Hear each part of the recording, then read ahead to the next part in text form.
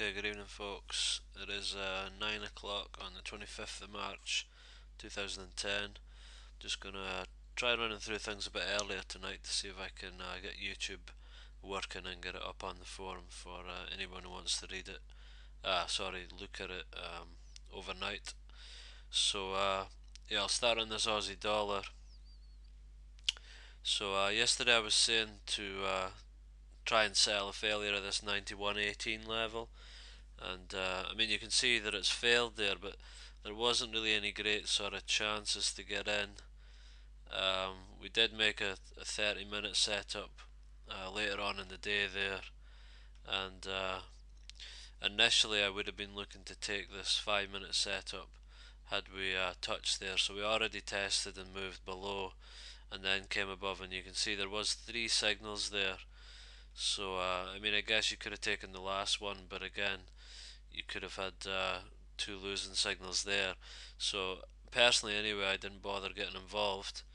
But you can see anyway, we've definitely reacted from there. We're trying to go lower. I think this 90.55 level is certainly going to be hit now. It's in touch anyway. We're only 20 pips from it now, so definitely expect to see that tested tomorrow. Whether we remove it to the close will be another matter, and that'll be ultimately what we'll be waiting for here. And I think that 90.55, because if we remove that to the close tomorrow, also means we'll remove it to the close on the weekly, and we'll post the bearish thrust bar here. And basically, it means that we're going to be making a new high, lower high here. So I would imagine that should kind of kick in finally a piece of Aussie dollar weakness here, and the upper bat remains intact. So I mean, getting involved at this 90.55 would be a great level. As you can see, the first target levels are way off down here, and that would be taking in a new low as well, and finding the monthly support down there at the 85.68. So good potential here to go short. So just waiting on that really to develop. This euro pound has tried to.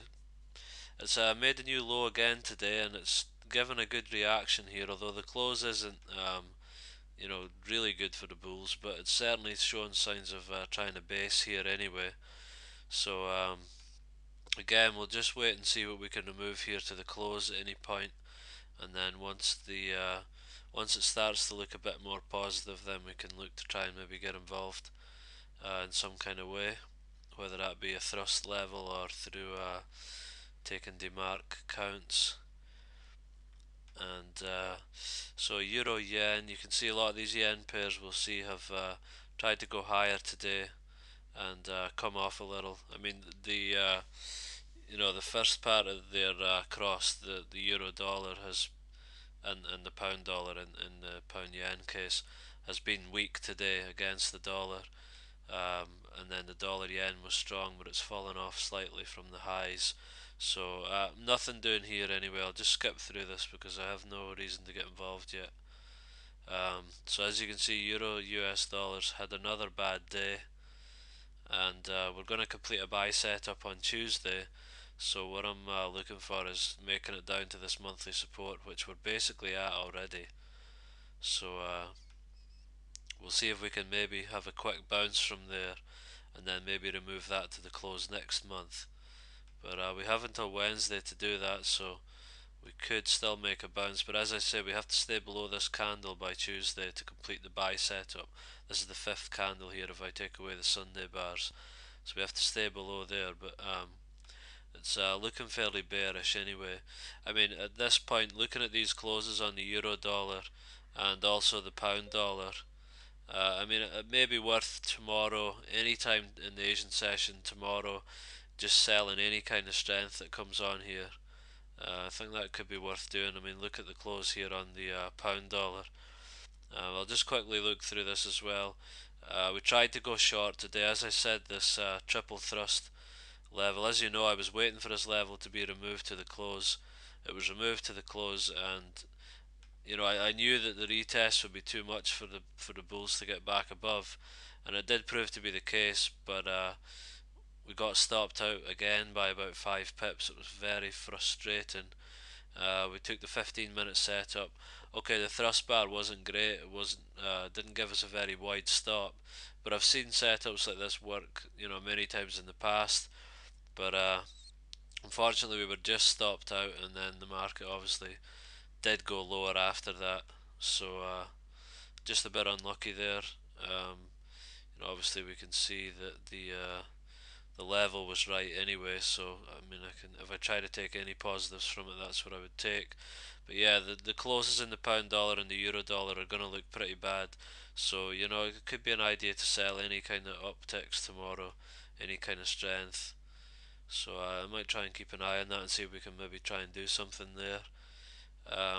So this US dollar CAD is trying to go higher. I don't really mind it going higher at all because I'm going to ultimately look to sell.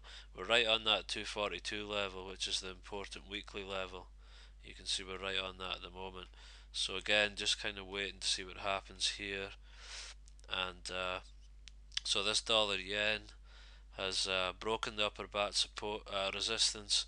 So just waiting for this to fall back a bit and then look to actually go long here.